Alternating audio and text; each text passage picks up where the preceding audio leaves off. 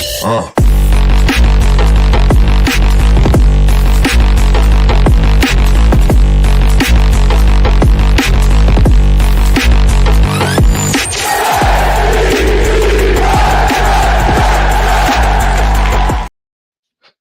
what's up, guys? Tristan Warren is back with Jets World.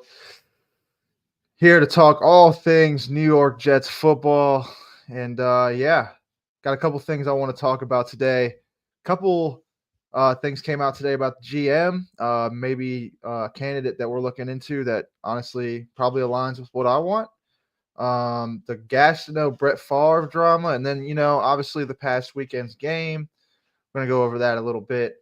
But I want to go ahead and get this article out the way of a GM search that we might be already, seeing, sorry. It's a GM that we might already be interested in. This is ESPN, so shout out to them.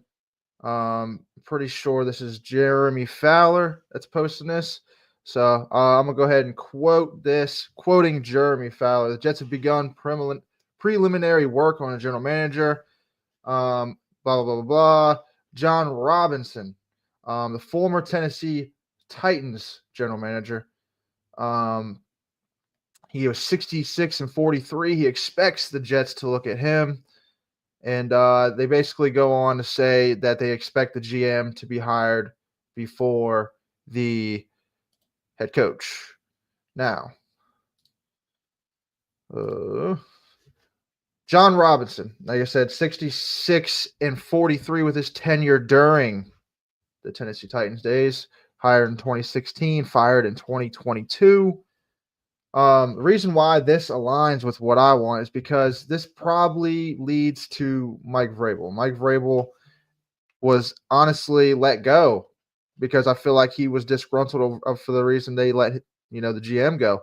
Now, I don't know how I necessarily feel about going to just get this guy because we want Vrabel. Yes, we want Vrabel, but I kind of wanted to do it the opposite way around.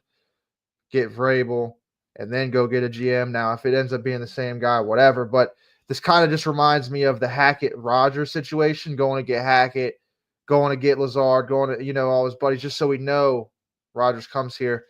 I don't want to just go hire this guy just so we get Vrabel, But I do really want Vrabel. I'm really in line with that. So, but like I said earlier, I was hoping it would be Vrabel first and then we go out and find a GM. But that's just a speculation. He just expects us to hire them. Obviously, we can't hire or interview anyone that's currently hired by an NFL team until after the season. So just wanted to quickly gloss over that. I think I went over that last week.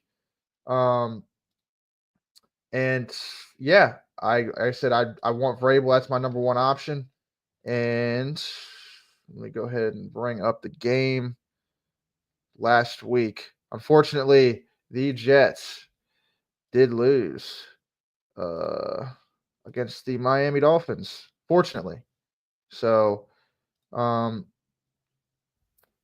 if it's me that that's hoping and praying, I mean, this is the best kind of Jets game you could hope for. Close, competitive game, and they lose. Took it all the way to overtime, and then they got the ball, and we kind of knew it was over at that point. Defense couldn't stop a nosebleed really that day. Aaron Rodgers has his best game as a Jet. 27 of 39, 339 yards, 1 touchdown, no picks. Garrett Wilson, really, really good. Devontae Adams, really, really good. There's not really much I need to go over more than that. The Jets find more and more ways to lose football games, and I hate to say it, but I'm kind of with it. So that really basically does that. But I want to talk about a crucial play that was in this game. I don't have a clip loaded up for it, but I'll just keep the score here. Minute left, 3rd down and long. Well, 2nd down and long, actually, and I do have a clip for this that I'll bring up because I want to go ahead and show you guys this. This would have been second down. Rodgers ends up taking a sack here. But I want this to be shown here. Let's go ahead and watch the play. Tell me this guy right here. Just watch this guy right here, Garrett Wilson. Wide open, wide open, wide open, wide open, wide open. All day long. Rodgers ends up taking a sack. Now, look how wide open he is. And Rodgers has a clean pocket here. Now, he's just sitting there staring over at Davante Adams. Obviously, you can't see the right side of the screen. But as you can see right here, Garrett Wilson doesn't have anyone in the area code. This would have sealed the game right here. At least down to here. I mean, he's sitting there wide open, wide open. I mean, even at this point, Rodgers can flick it. Just right there. Floop, flick it. Doesn't see him. Takes a sack. And then the very next play, Rodgers throws it to Davante Adams on the left sideline. The defender wrestles him out of bounds, and it ends up stopping the clock when the Dolphins had no timeouts. We kick it with 56 seconds left, up 3, and then they go right down the field because of a long kick return, which should have been booted out of the back of the end zone. And they start at like the 45-yard line, and then they go ahead and 2 screen passes in a row to Jonnu Smith. I'm pretty sure. No, that's overtime. Sorry, I'm getting ahead of myself. They go down and basically get a field goal to tie the ball game here. And honestly, there's a play right there where Tyreek probably could have had a touchdown, would have ended the game in regulation. But that's besides the point. We lose the toss. They get the ball. They receive it first. 2 straight screen passes to Jonnu Smith. Gets them to in our territory. And then I'm pretty sure it was like a run play. And then Jonnu Smith touchdown. And game over. So that's basically the recap of the game. Like I said, Aaron Rodgers probably had his best game. Our duo probably had their best game together as a duo. And time and time again, there's opportunities left out on the field for Garrett Wilson. Let me go ahead and just bring this up. Shout out AK Lil A or whatever his thing is. But just want to show you a couple of these screenshots. And I want you to guess on every single one what happened. Okay, there's the first one. Jets fans, I'm pretty sure you know. All right, right here. Dolphins, the one I just showed you. 1:08 left. Wide open in the middle of the field. I mean, at this point, he's still staring over at the guy that's defended. Garrett Wilson is wide open. Doesn't get in the ball. Takes a sack. Overthrow. Overthrow. Overthrow. Overthrow. And there's still guys that sit here and defend Aaron Rodgers. Like I don't get me wrong. Don't get me wrong. Aaron Rodgers is a good quarterback. He's not bad, but the problem is he's not as good as he used to be. And he's not going to lead the Jets to the promised land. Okay? It's just not going to happen.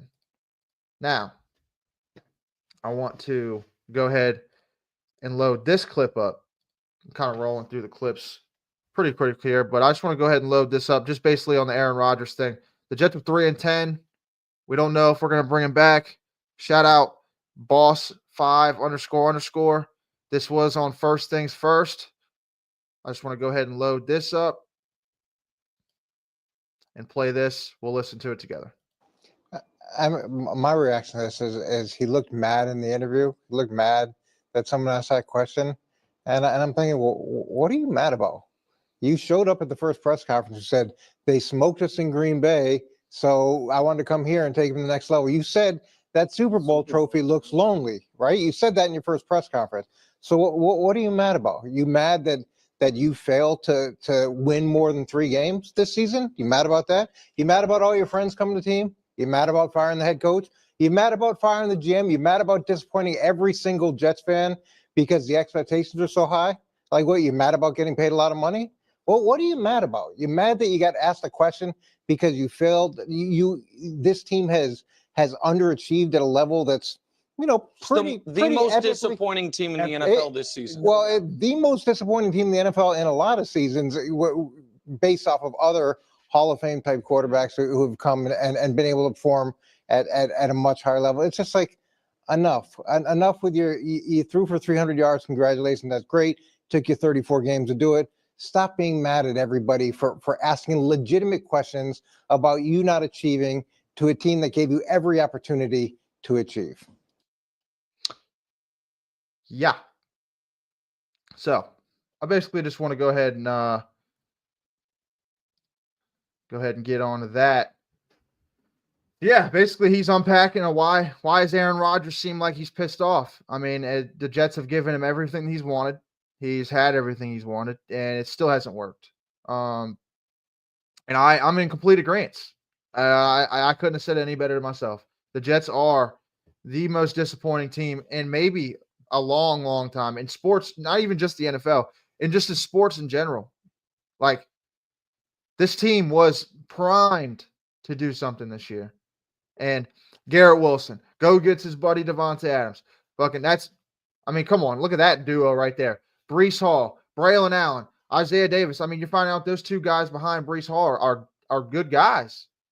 Offensive line's a top 5 offensive line rated right now. Like, and he's just not hitting those throws. There's 2 throws in the pass game that were touchdowns to Garrett Wilson, missed. And the one, he got a 40-yard completion, but Garrett Wilson damn near he basically was out of bounds. He had a toe tap before he caught the ball. He's lucky he even got his feet in. He was wide open. He roasted Jalen Ramsey. I'll see if I even have that clip. I should have that clip. But the thing is, it's like, dude, what are we doing? And what are you complaining about? Exactly. The Jets have given you, as I said, everything you've wanted. Everything. And it has been an utter failure. Complete kick in the balls to Jets fans. How do you even go into next year? And how does anyone have confidence in bringing this team back? How does Garrett Wilson as a receiver have confidence in bringing you back? How does even season ticket holders and all this other things? There's no confidence in this team right now. I've never seen a fan base not care about this team so much in my 14, 15 years of Jets fandom. It's insane the way that this team has treated us over the years. And I've only been here for a small stint, 15 years. And I can't imagine the fans that have been here for fucking 40, 50 years. I couldn't imagine, because I'll tell you this, it drives you crazy. You watch a Jets game and then you literally watch every other team play, and it's like, oh my God, this is what it's like. There's other teams turning around in 2 years. The Texans traded away Deshaun Watson. What do? They get a buttload of picks. They go to draft CJ. They have a flunk year. They draft CJ Stroud the next year. What do? They're a winning football team again. They make the playoffs. And I haven't even gotten to the title yet, but this kind of all wraps into it. 14 years without postseason. 14 years. I've been a fan for 15. I've seen one playoff season from my team in my entire fandom, and I'm still here, sitting strong, hoping and praying that we somehow stumble into the playoffs. Like, it doesn't take 14 years for you to stumble into the playoffs. Now, I want to show this clip right here, because this is the Garrett Wilson clip that I want to show. Okay. And this is from Garrett Wilson's story. But this should have been a touchdown, and this was only a 40-yard play.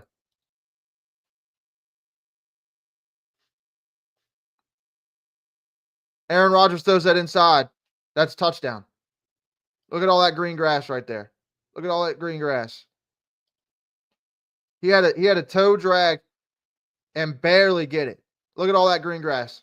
That's touchdown. That's 2 touchdowns that game. Totally different ball game. And that's been all season long. All season long. And that's why I said in the last pod, Tyrod Taylor makes that throw. Tyrod Taylor makes that throw across the middle. He does. So, just aggravating. It's just aggravating. I'll tell you.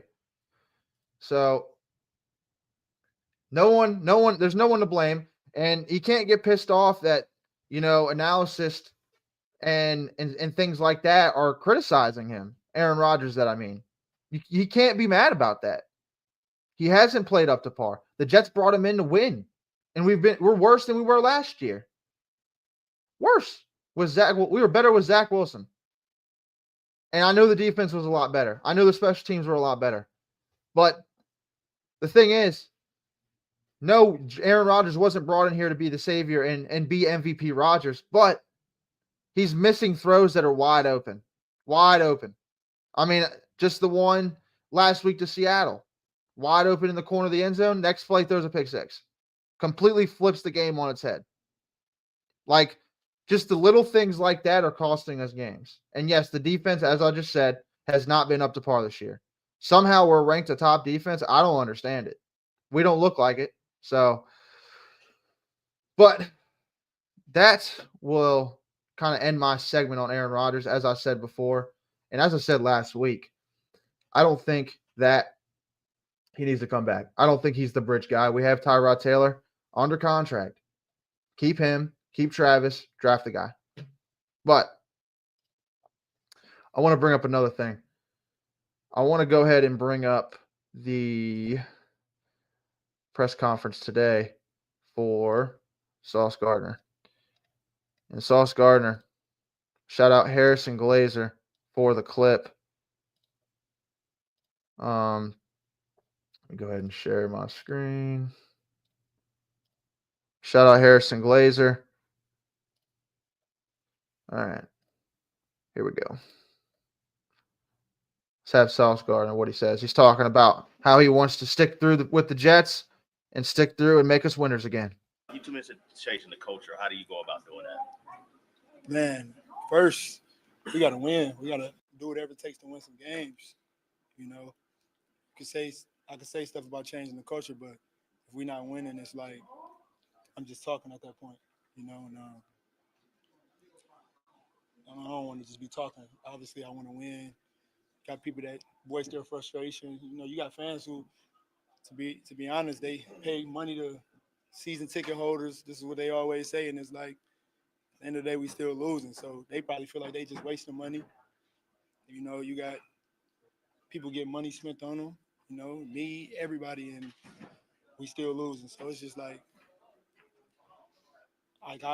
that's not what I want to. Like, I don't want to keep losing. I want to do whatever it takes so it could turn around. That's just what it is. All right. And I gotta say, I agree with Sauce, and I'm glad that we have players. I've been real critical of Sauce Gardner this year. I really have. He's kind of had a down year. I mean, there's been analysis saying that he's his technique is going because of coaching. But I agree totally with Sauce. There's fans that pay for season tickets. There's fans that go to games. There's fans that sit here and watch games, including myself. And it's just tiring. And they need to figure out how to win games. And that's all we want to see as a fan base. As much as a crazy fan base as we are, Jets fans, we are one of the craziest fan bases in sports. But we're only this crazy because of what this team has done for us. I have never seen a fan base drug through the mud as much as this one.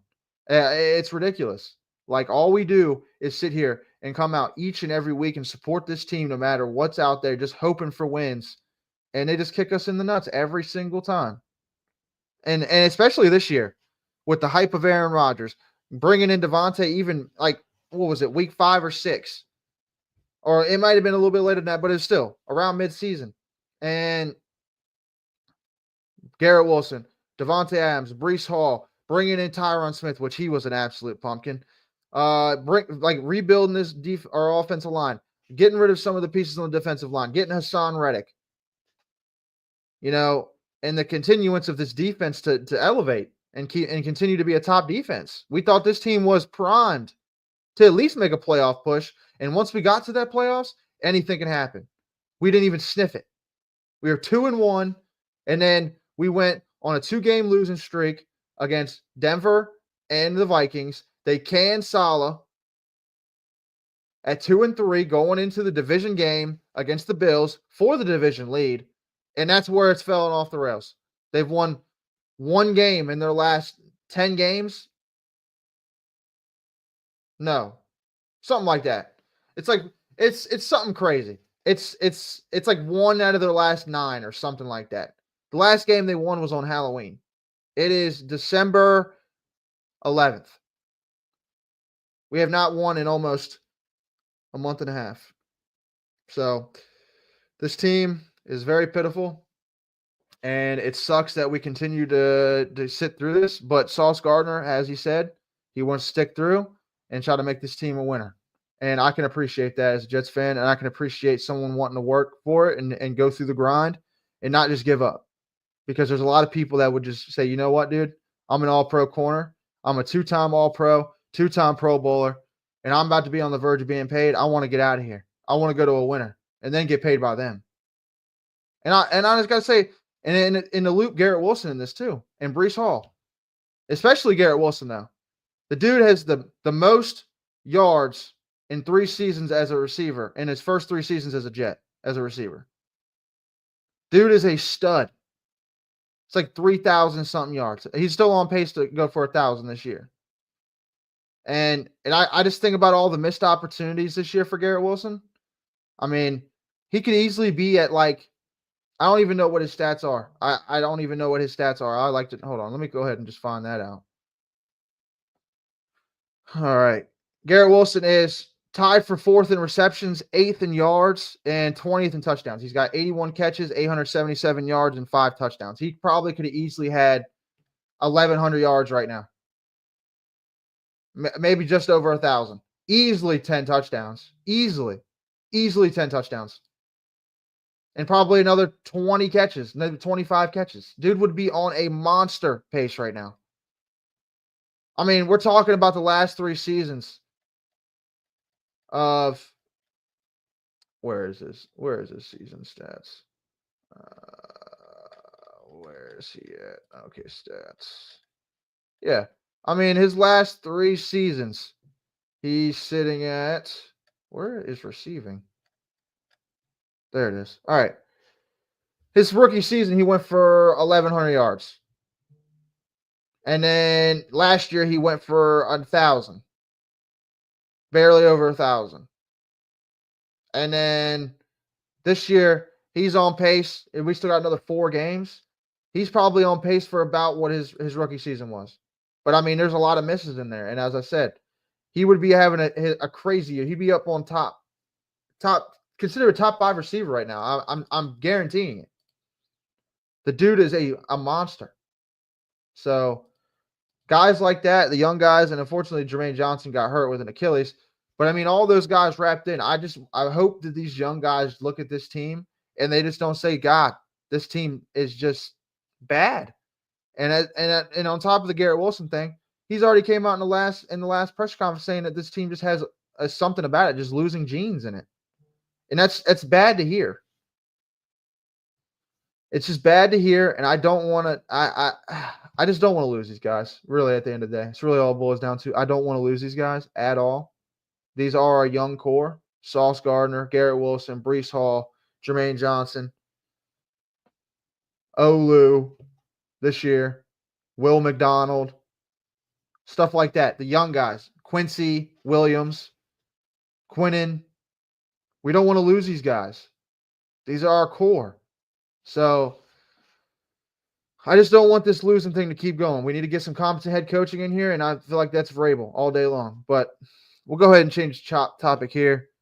I got like one more thing that I want to discuss, which is a clip. Let's go ahead and look at that. Let me just pull this up. It's the Mark Gastineau thing, and I got to be honest, before I even put this on the screen, it was hard to watch. It was hard to watch. Really hard to watch. It felt tense. And I know a lot of people are saying Mark Gastineau is being a crybaby and all this and that. If you see the clip, it was literally the last part of the game, and Strahan breaks the record. So basically, the story is that Gastineau had the sack record for the longest time, since like the 80s. And then Strahan was one off of breaking the record, and Brett Favre in the last part of the game laid down for him to get it. And Gastineau has been bitter ever since. Now, this is from the documentary, the 30 for 30 documentary that's coming out Friday on the Sack Exchange. But I just want to play this clip because it just gets tense. It just feels tense. Shout out ESPN. I will be watching this on Friday, but this just gets intense. It just, you could drop a pin in there and it's just like, but we'll just watch it together. You told me that a long time ago. At least I saw you. Right. How you doing? When you fell down for him. I'm going to get my sack back. I'm going to get my sack back, dude. You probably would hurt me. Well, I don't care. You hurt me. You hurt me. You hear me? Yeah, I hear you. You really hurt me. You hurt me, Brett. We got to get back to this, Brett. I'm sorry. Anybody will tell you Brett Favre took a dive. And you know it. She knows it. He knows it. And everybody knows it. I didn't know what had happened. The NFL should have. I'm going to stop it right there because I don't want to get copyrighted. But it just, the intensity of, you hurt me. Like, he was trying to play it off. Maybe Brett thought he was just like kind of playing around with him. But no, dude, he's hurt from that. And I mean, I can understand it. Not being a player, but or anything like that. But I completely understand it. And you know what? And I must say it, it's something that Jets fans have been saying for a while. I'm a younger fan, so I didn't live through the Sack Exchange days. All I've done is heard about it. And those dudes were monsters back. I mean, this dude had like 20 plus sacks 2 seasons, and then had like a 19 sack season. Like, dude was a monster, and he deserves to be in the Hall of Fame, but he's not. And it's insane to think about that. But he also played for the Jets, and I'm not going to really bring that up right now because there is bias, just us being a bad football team in general for the most part, a bad franchise. But the intensity and it almost hits you right. It hits you here, man. It's like, oh man, you hurt me. And you just see Brett just stare at him. He doesn't even know what to say to him. It's like, but I got one more thing about that I want to put on here.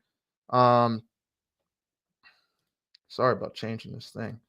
I got to bring it back up, actually.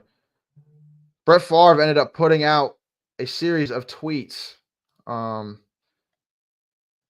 about this. So I want to go ahead and share his side of the story because that's only fair, right? So shout out at Brett Favre on Twitter. I am quoting him, so shout him out. I want to be clear. I want to clear the air on the footage release showing the small dust up between myself and Mark Gastineau, the former New York Jet. So here it is. Here's a thread. Back in 2002, when Michael Strahan sacked me at the end of that game, we had wrapped up. I was in no way trying to hurt Mark Gastineau. I was trying to close out a game and squeeze the last bit of fun out of a hard-fought game. I booted out of a run thinking it would be wide open, saw Strahan standing there and ducked down. The game was over. There was no need for me to do anything spectacular. It probably wasn't Michael's best sack or tackle for loss.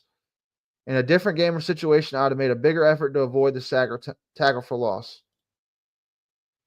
But at no point was I thinking about hurting Gastineau. Maybe it crossed my mind to help Strahan. I didn't think it through. That wasn't my forte at the time. I just wanted to have fun and compete. In retrospect, I understand how Gastineau feels. We played a brutal game. Gastineau playing during an era where guys didn't make generational wealth.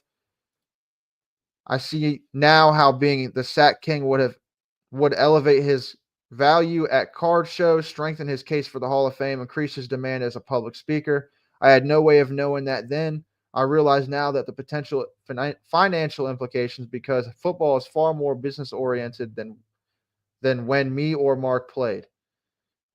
There was no malice on my part. Mark was a great player. My understanding is he's a great guy and a fun teammate, a guy who played with kind of joy and passion I tried to mimic. I understand his frustrations, but I am not his enemy. A while back, he saw me at a card show and got his frustration off his chest. It's not the kind of moment that should be filmed and released. It was a private moment of frustration between old football warriors. I have a great deal of respect for Mark. I hope one day he joins me in the Hall of Fame. He earned it. Look at his numbers. He eclipsed 20 sacks twice and 19 in another year. Mark definitely left an indelible. I would assume undeniable mark on the game. I hope this controversy brings attention just how great Mark Gastineau was. He belongs to Canton. Merry Christmas, everyone, Brett. Now, I must say, I respect Brett Favre for this. And I'll say this, and I also agree with him on this as well. It's something that shouldn't have been filmed at all. And because the moment it's just so awkward. It's so weird because it's like like I said earlier, it's just an awkward moment. And I agree with Brett. It shouldn't have been filmed at all. Should have been just between two guys of him being frustrated, and they could have at least talked about it. But there's also the problem with Mark Gastineau. He's not all there in the head anymore. He's an older guy. I'm pretty sure he's dealing with dementia or some sort of health problem. He's just not all there anymore. But I can see the frustration of Mark Gastineau. I can see everybody's point of the situation. Now, if you watch the video, Brett Favre definitely does boot over to Strahan and lays down in front of him so he gets the sack record, which would kind of piss me off as Mark Gastineau. But I don't know, man. It's a weird situation. I can't wait to watch the full documentary, or the full 30 for 30 thing on Friday when it comes out. And yeah, I mean, that's really all I have in the situation. Like, I agree with Gastineau. It hurt him, so he's just telling the man how he feels. And I agree with Favre. It shouldn't have been recorded. And at the time, maybe he was trying to help Strahan, but no one's thinking about the financial part of it. No one's thinking about the former record and all this. Like, everybody loves to see a record get broken. Let's be honest here. Now, obviously, me being a Jets fan, I want to see the Jets have a record or something like that. But even still, I can see both sides. Weird situation. And as I said before, I cannot wait to watch that on Friday. And I think that's about all I really got for you guys today. There was a report from U Stadium, which I don't understand. I'll talk about this briefly, and then we'll get out of here. There's a report before the game on Sunday that the Jets were going to more than likely draft a quarterback in this year's draft.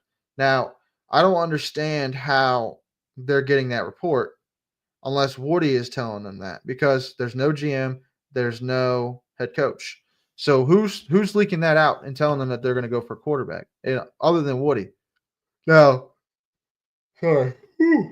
Other than that, why would Woody be leaking that? I think that's just a speculation based, or a speculation based report, and I don't think there's any merit to it.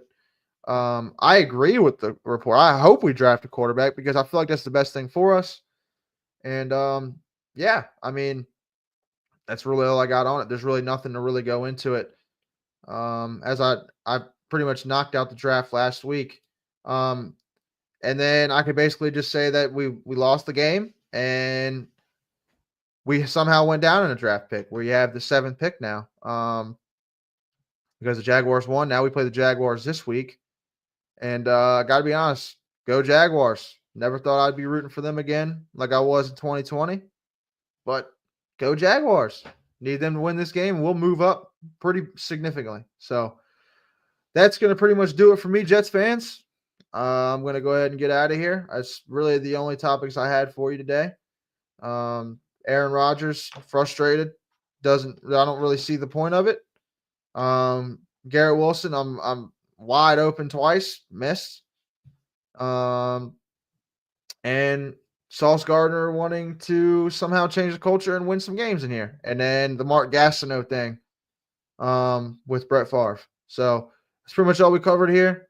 Shout out to you guys for watching all my shorts. Check all those out. Keep tuning in. I'll keep posting them. And we'll be back next Wednesday. And go Knicks. And especially go Jets. Peace.